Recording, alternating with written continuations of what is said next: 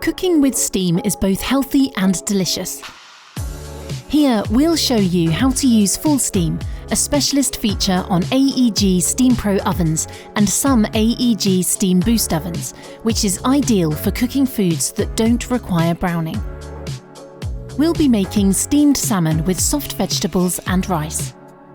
Start by filling the water drawer to max with cold water. Then turn the oven on, enter the heating functions menu and select Full Steam. Set the temperature to 90 degrees centigrade and press Start to begin.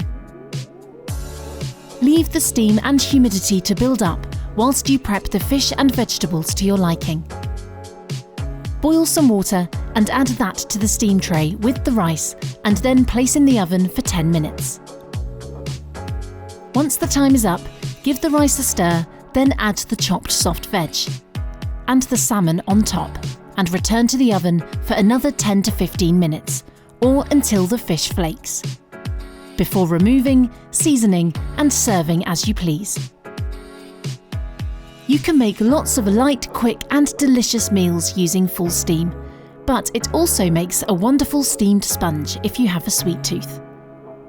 You'll find additional information on your oven's steam function in the user manual.